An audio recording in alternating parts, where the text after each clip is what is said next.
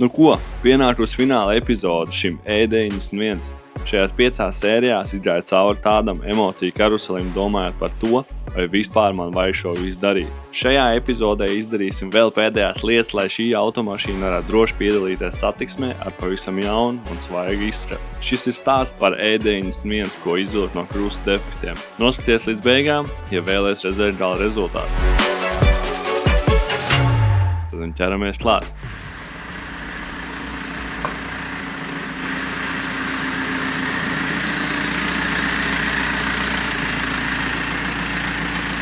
Bet pirms mēs finišējam un liekam visu kopā, un lai mēs liekam kopā griestus, mums jāpārbauda šī vieta. Vai šeit nav kāda ūdens noplūde. Un šodien mums Paula palīdzēs, ar pirkstu turēs šeit, nopūtīsim ar šo visu ar ziepūdeni, un tad es no iešpuses ar gaisa palīdzību pūtīšu, un Paula skatīsies un redzēs, vai tur nāk ārā kāda burbuļa vai ne.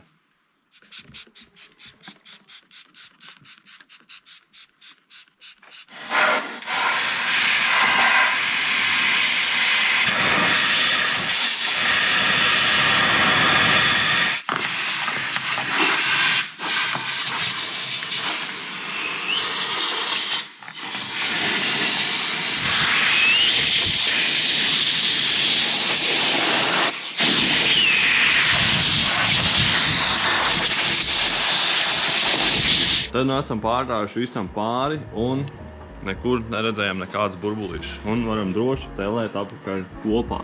Pirmā lieta, ko mēs darām, liekam virsū reliņus.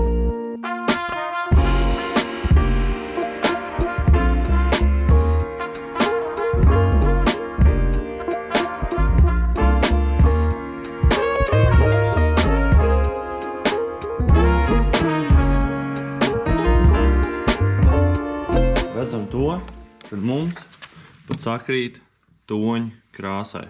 Bet par to kārtīgi pārliecināsimies, kad mēs būsim izbraukuši saulē ārā un turpinām stelēt visu šo bagažnieku iešpusi plasmas un liksim klāt griestu.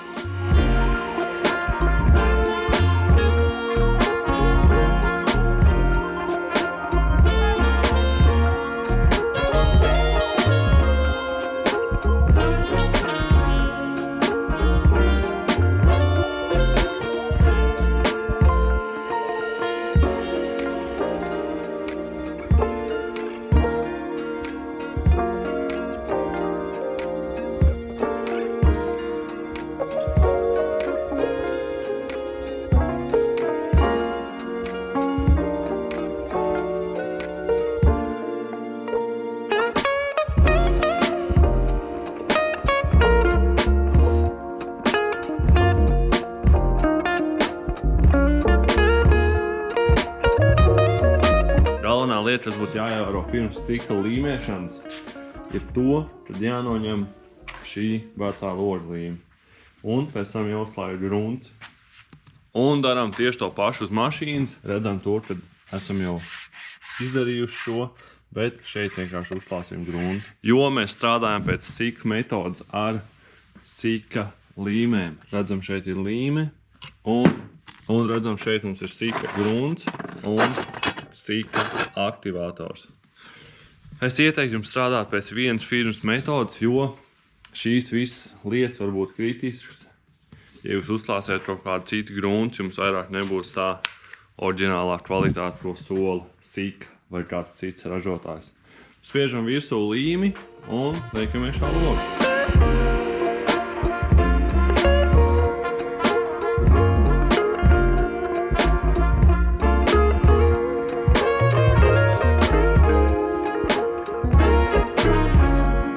Tad no kā mēs līmējam līmi, kur šeit ir speciālais tāda gropīta un apmēram tādā augstumā spiežam un līmējam.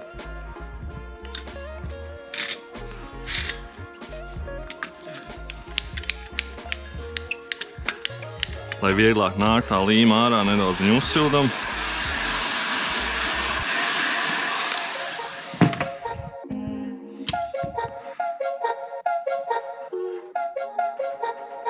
Tad tāda arī dēsu mēģinām laist.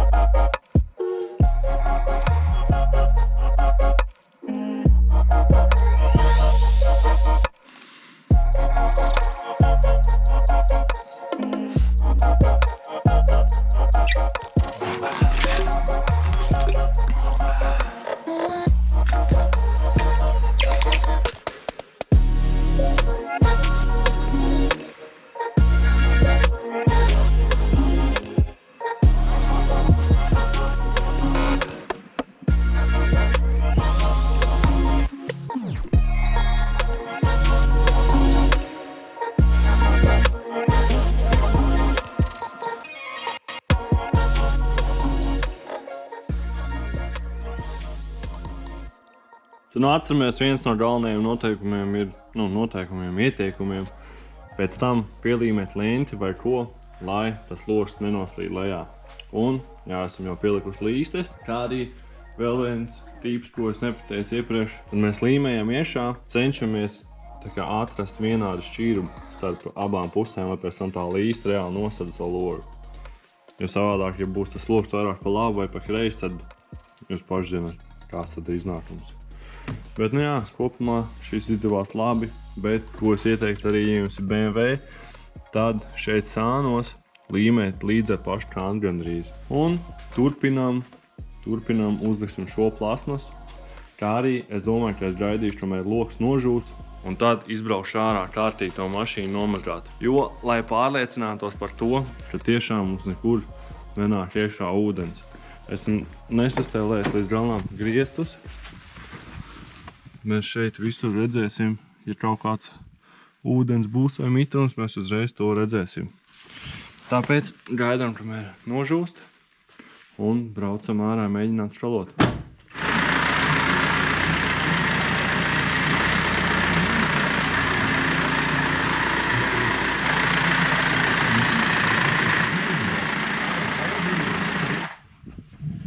Tad paņemsim un kārtīgi samazgāsim viņu.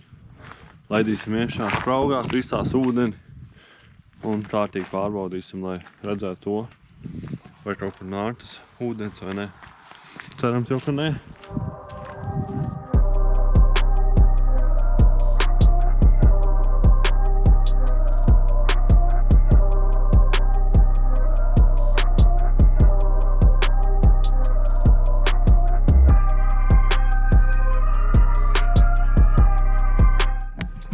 Tad ejam čekot, kamēr vēl viss ir slapš.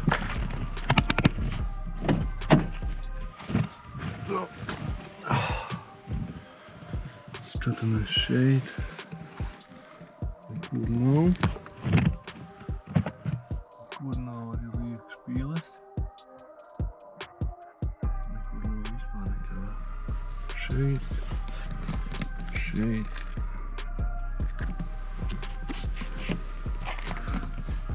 Otrā pusē.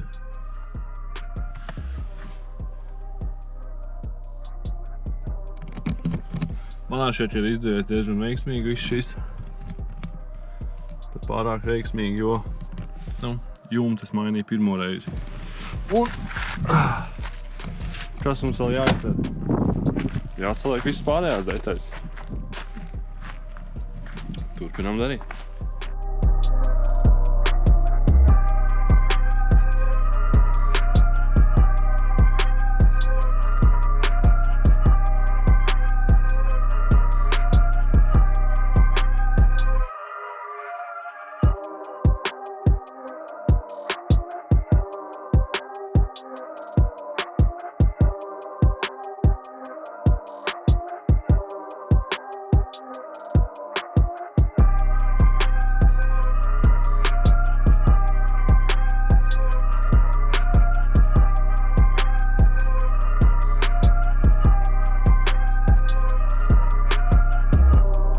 Redzam to, ka esam salikuši visu detaļas, izņemot uzlikām veco motoru pārsegu, jo jaunais vēl žūst kamerā un mums vajag noskrolot šo auto, tāpēc uzlikām veco, laižam lejā mašīnu, izbraucam ārā, noskrolojam, sākam salonu tīrīšanu.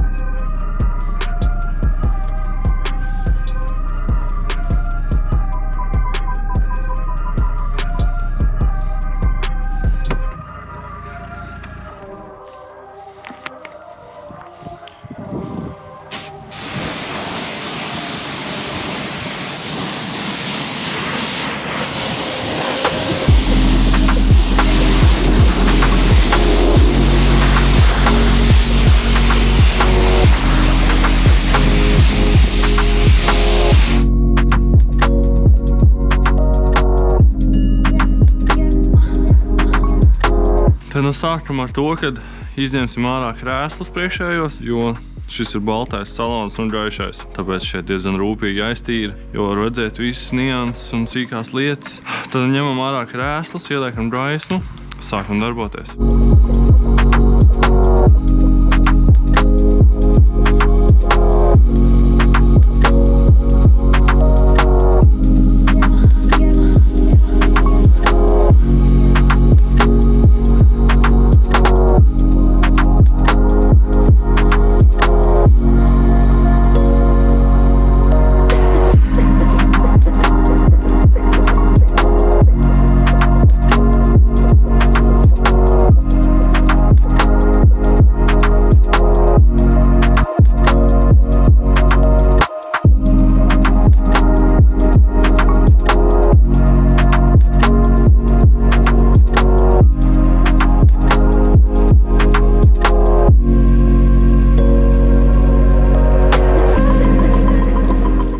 Redzam, salonu esam pabeiguši. Vēl palika bagažnieks. Bagažnieks izskatās šādi. Un jāturpina ar durvju kartēm, durvju apšūmiem un vēl palikuši 2 krēsli, kā arī paklāji. Tad turpinam.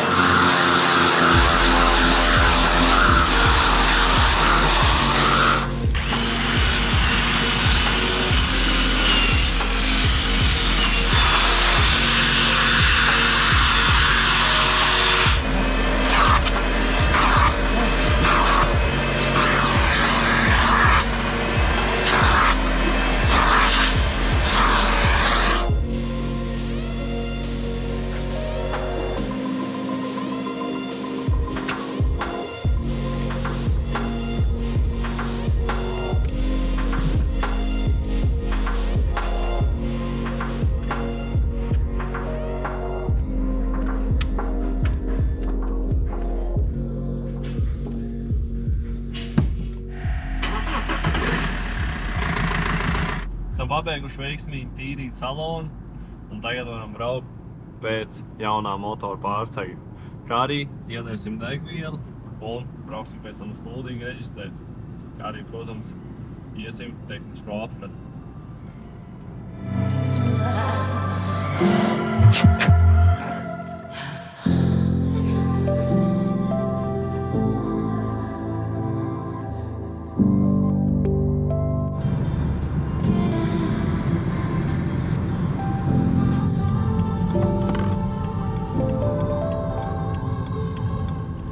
Kā jau vienmēr reģistrācija sākās ar numuru salīdzināšanu. Tad esam veiksmīgi reģistrējuši. Šādas mums ir numurzīmes OM9103. Reģistrācija kopā mums izmaksā 188,79. Uzliekam numurs, uztaisām oktu un braucam iekšā apskatē. Tad tehniskā apskata 36,95, bet paskatāmies, kas mums tur ir. 7. sērija Alpines versijā izskatās oriģināli. Kā arī, ko es gribēju pieminēt, kā jau Vācijas pasē bija rakstīts, mums ir 144 kW. 2 litrīgs ar 144 kW. Vācijā ir tā nočipots, ka pilnīgi pasē ierakstīts. Braucam uz tehnisko. Brīnumu mums neviens nav priekšā.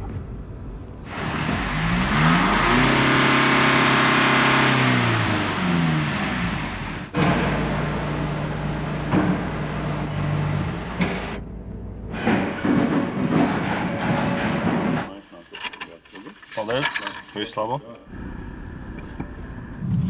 Esam izgājuši apskatu, bet mums ir viens viennieks pa spoguļiem. Redzam, ka viņi nedaudz tā kā šeit apsildāmi, tāpēc viņi aiziet tā nedaudz sakrāsojās no sāniem, bet vispārējais kārtībā braucam uz Skrundu. Un tad beidzot šis mega projekts būs pabeigts.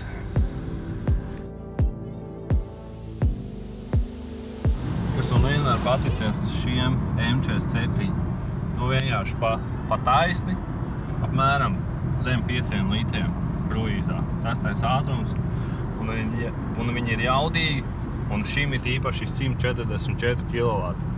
Tas pa lielam ir tas pats, kas 2.5. Manā šie 2.5 M57 nāk 145 kW, tad jūs saprotiet, šis ir ekonomisks un jaudīgs. Un jā, šī ir viena no mašīnām, kas pat reāli negribās viņu pārdot. Bet, kā jau mēs zinām, tādā veidā mums neveidojās progress, ja mēs tās mašīnas paturētu sev. Tāpēc tad nu redzam, kas mums ir sanācis.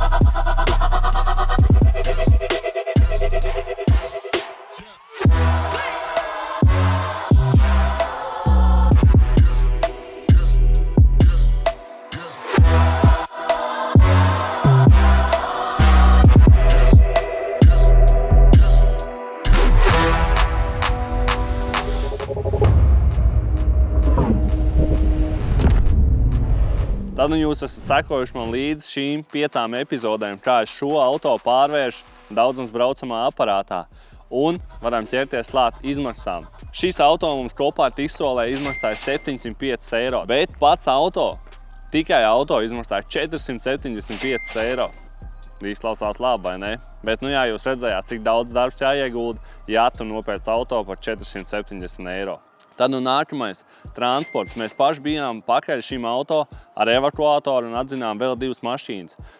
DPF tīrīšanu. Ķīmijā mēs iztērējām kaut 30 eiro un tad turpinājām ar krāsošanu.